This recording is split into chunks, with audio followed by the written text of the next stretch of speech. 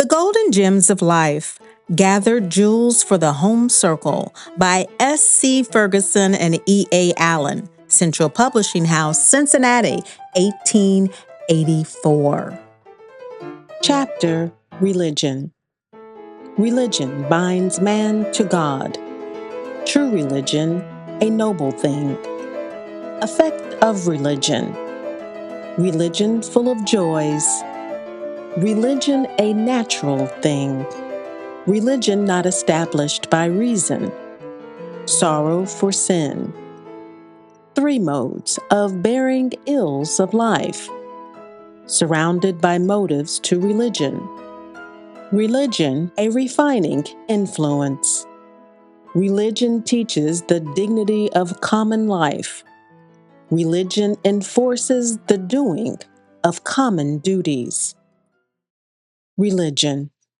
Religion is the moral link that binds man most closely with his God. The spiritual garden where the creature walks in the companionship with his Maker. This sentiment is the highest that man is capable of cherishing, since it binds him to a being fitted as no other being is to impart to the soul the highest moral grandeur that created beings can enjoy. It is the upper window of the soul which opens into the clear, radiant light of God's eternal home. Its influence in every department of the mind is salutary and holy. No faculty can rise to its most exalted state without the sanctifying power of this sentiment. Neglect it not.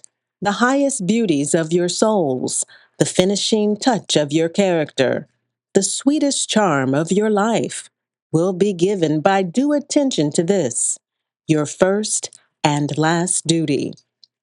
If men have been termed pilgrims and life a journey, then we may add that the Christian pilgrimage far surpasses all others in the following important particulars.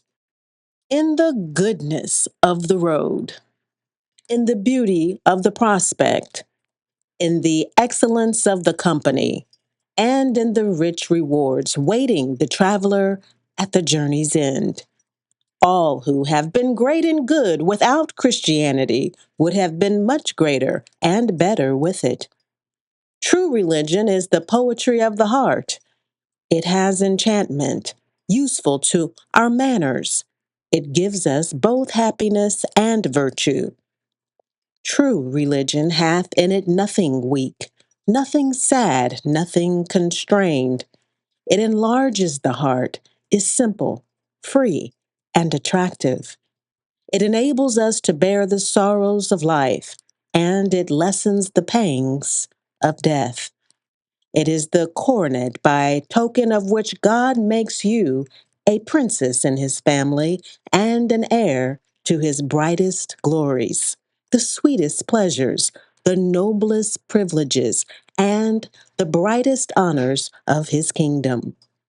It is a star which beams the brighter in heaven, the darker on earth grows the night. When the rising sun shed its rays on Memnon's statue, it awakened music in the heart of stone. Religion does the same with nature. Without religion, you are a wandering star. You are a voiceless bird. You are a motionless brook. The strings of your heart are not in tune with the chords which the infinite hand sweeps as he evolves the music of the universe. Your being does not respond to the touch of providence, and if beauty and truth and goodness come down to you like angels out of heaven and sing you their sweetest songs, you do not see their wings, nor recognize their home and parentage. True religion and virtue give a cheerful and happy turn to the mind, admit of all real joys, and even procure for us the highest pleasures, while it seems to have no other object than the facility of another life. It constitutes the chief happiness of the present. There are no principles but those of religion to be depended on in cases of real distress, and these are able to encounter the worst emergencies and to bear us up under all the changes and chances to which our life is subject. The difficulties of life teach us wisdom, its vainglories, humility, its calumnies, pity, its hopes, resignation, its sufferings, charity, its afflictions, fortitude, its necessities, prudence, its brevity, the value of time, and its dangers and uncertainties, a constant dependence upon a higher and all protecting power. All natural results are spontaneous.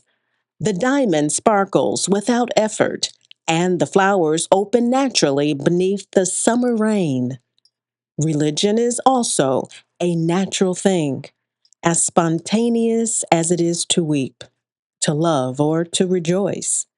There is not a heart but has its moments of longing, yearning for something better, nobler, holier than it knows now. This bespeaks the religious aspiration of the heart. Genius without religion is only a lamp on the outer gate of a palace. It may serve to cast a gleam of light on those that are without, while the inhabitant sits in darkness. Religion is not proved and established by logic. It is, of all the mysteries of nature and the human mind, the most mysterious and most inexplicable. It is of instinct and not of reason. It is a matter of feeling and not of opinion. Religion is placing the soul in harmony with God and His laws. God is the perfect, supreme soul, and your souls are made in the image of His, and like all created things, are subject to certain mutable laws. The transgression of these laws damages your souls, warps them, stunts their growth, outrages them. You can only be manly or attain to a manly growth by preserving your true relations and strict obedience to the laws of your being. God has given you appetites, and He meant that they should be to you a source of happiness, but always in a way which shall not interfere with your spiritual growth and development. He gave you desires for earthly happiness.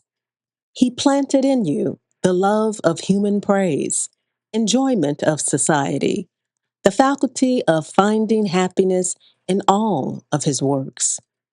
He gave you His works to enjoy, but you can only enjoy them truly when you regard them as blessings from the great giver to feed, and not starve your higher nature. There is not a true joy in life which you are required to deprive yourself of in being faithful to Him and His laws. Without obedience to law, your soul cannot be healthful, and it is only to a healthful soul that pleasure comes with its natural, its divine aroma. Some well meaning Christians tremble for their salvation because they have never gone through that valley of tears and of sorrow which they have been taught to consider as an ordeal that must be passed through before they can arrive at regeneration. We can but think that such souls mistake the nature of religion.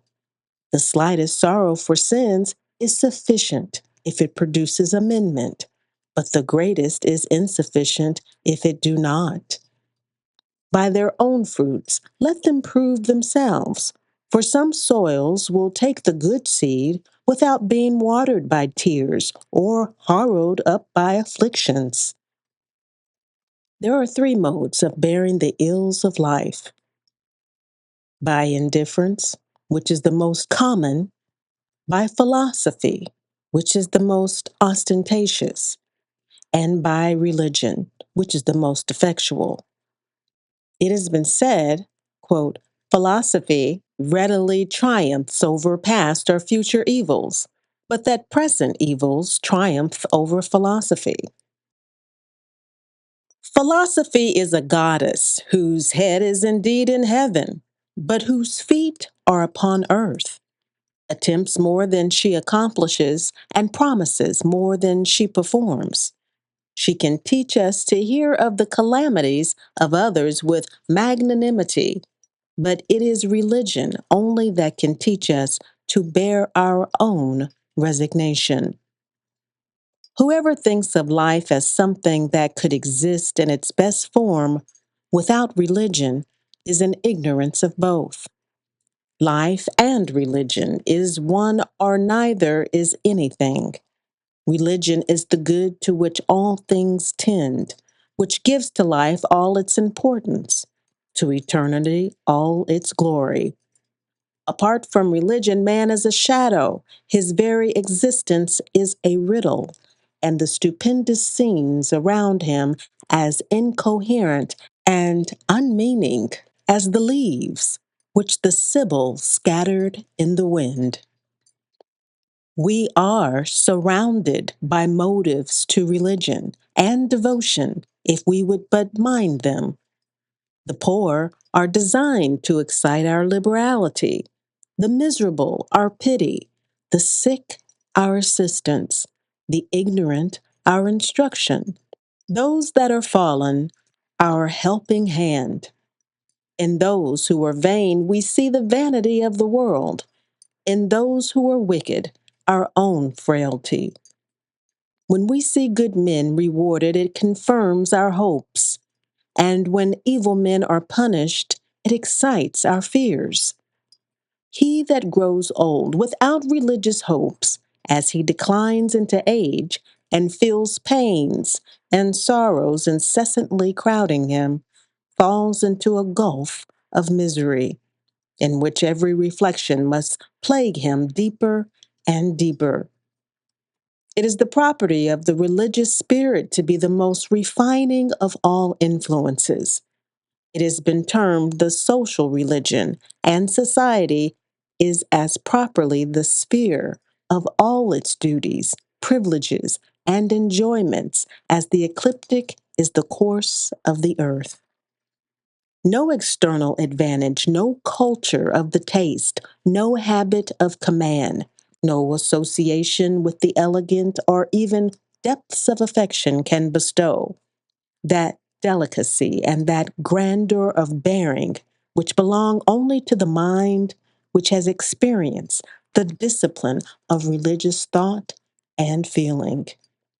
All else, all superficial aids to etiquette, manner, and refinement as expressed in look and gesture, is but a gilt and cosmetic.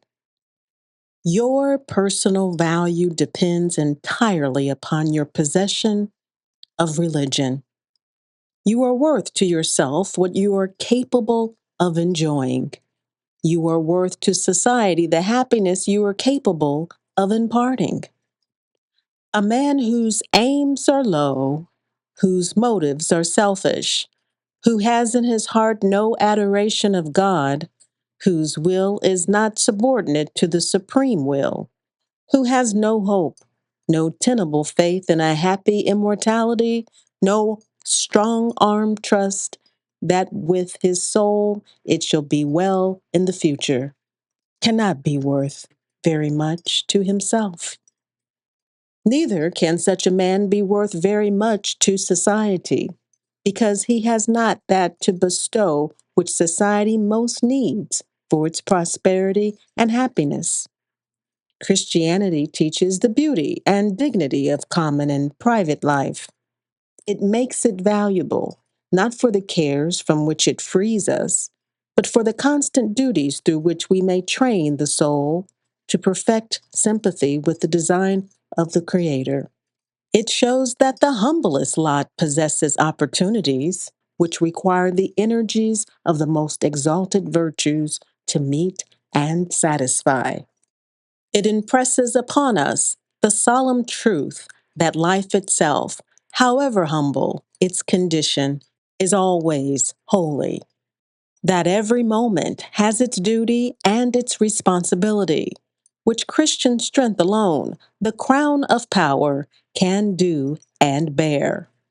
It teaches that the simplest experience may become radiant with a heavenly beauty when hallowed by a spirit of constant love to God and man.